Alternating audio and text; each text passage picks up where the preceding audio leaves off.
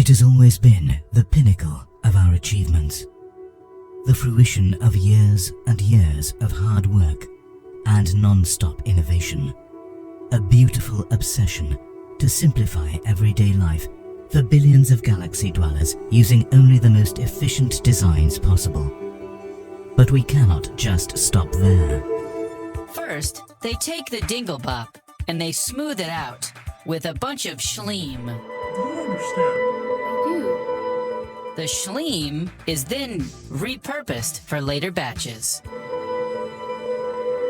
you understand? I do. They take the dinglebop and they push it through the grumbo, where the fleeb is rubbed against it. Do you understand? I do. The blamps rub against the chumbles, and the plumbus and grumbo are shaved away. That leaves you with a regular old plumbus. And all in a product that weighs no more than 2 glaglas.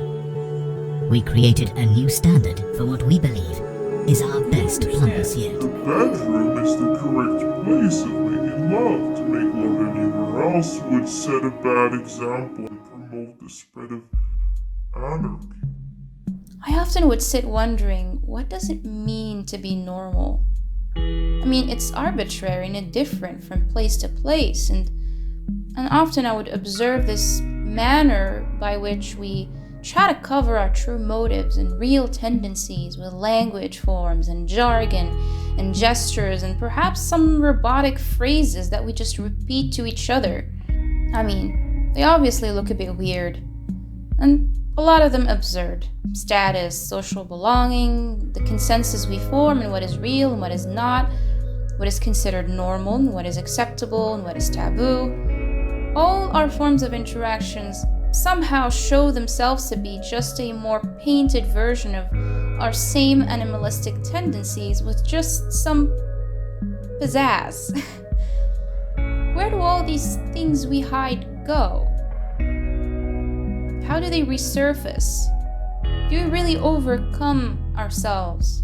Or do we just build these giant monsters that ultimately come out and destroy everything out of the depths of our subconscious? And we constantly aim to hide, block, tame, control, deny, distance ourselves from such parts, as in, no, I'm not capable of this.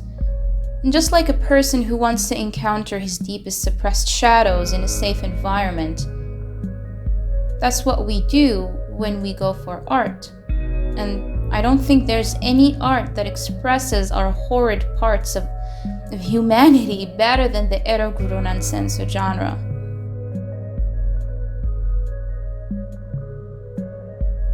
I found myself really attracted to this genre, mainly for how it manages through its crazy storylines and grotesque shock factor to somehow portray human absurdity and push you to see reality in a clearer way. You somehow manage to rethink what you perceive as normal, as you realize how silly, perhaps destructive, some societal rules are. The eroguro nansensu art style is very old, and was arguably founded by novelist Edogawa Rampo. One of his most famous stories is The Caterpillar, which was a clear criticism of the war and the social unrest that haunted Japan in the 1920s, all the way to the World Wars.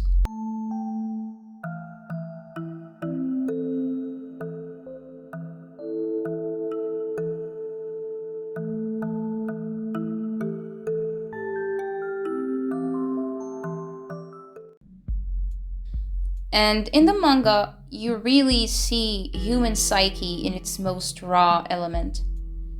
This woman that's growing resentful, and a man with no limbs coming back from war and being given nothing but a medal and some little money to get by. Until they lose their minds. More likely, the woman loses her mind. For being the sole caretaker and observing this human that is completely reliant on her and keeps, well, staring at her constantly until she ends up gouging his eyes and, well, him crawling into the nearest well and taking his own life. This is one of the earliest works of the eroguro genre and has been made by mangaka Sueru Maruo. But he continued to make other works that delved into more social critique, and it really put the ideas of purity as a moral principle at the center of attention. Like in Mr. Arashi's Amazing Freak Show, where he portrays the loss of innocence, the cruelty and unfairness of the world, with obviously shocking imagery, nonsensical stories, but mostly a portrayal of human vulnerability, brutality, something that we wouldn't want to look at with comfort.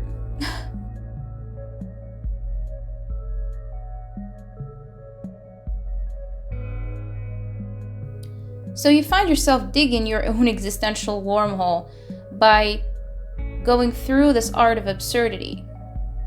The portrayal of humans in their most untamed forms that goes even deeper and not shying away from conversing on sexuality, with a big emphasis on normalizing women's sexuality along with all types of sexualities. Something that was obviously not acceptable by norms in Japan, but is still not acceptable in many societies that ground their morality on values of purity and sanctity. And one of my favorite writers, Haruki Murakami, absolutely includes this element in most of his works.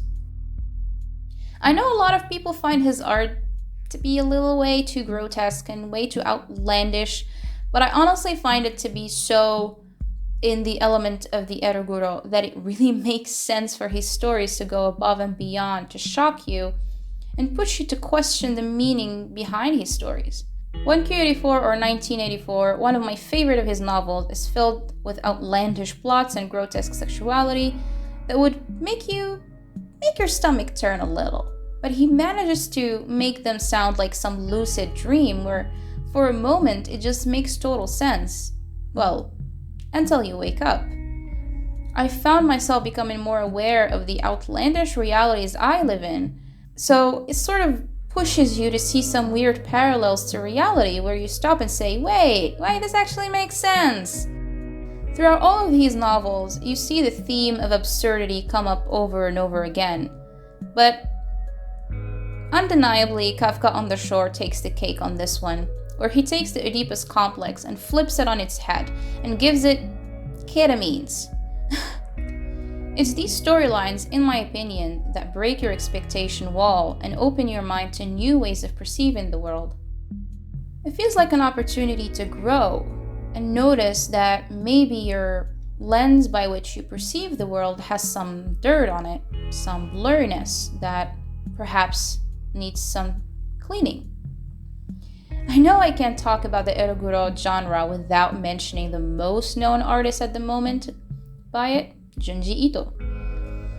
He focuses on horror, and to be quite honest, Japanese horror is symbolized and recognizable internationally by the eroguro wave.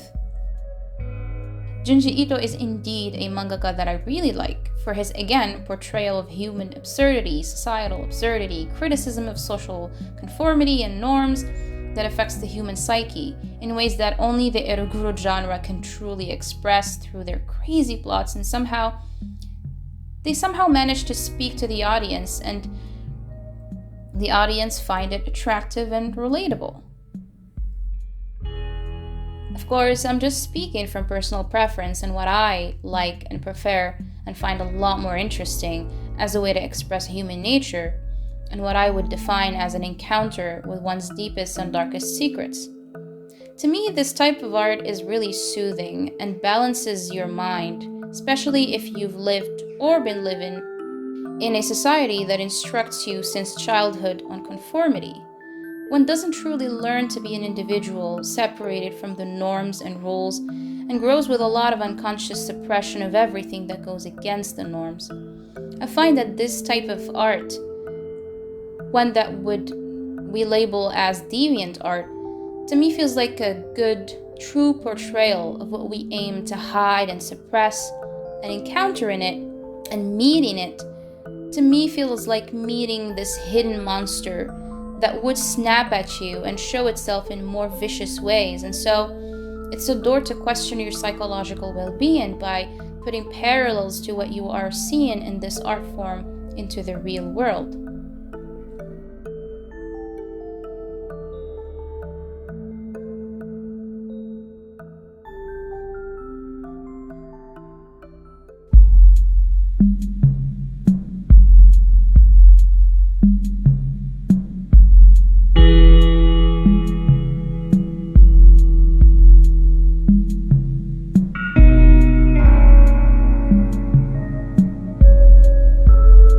Dr. Igor gave up. This peasant would never understand what he was talking about. She wasn't interested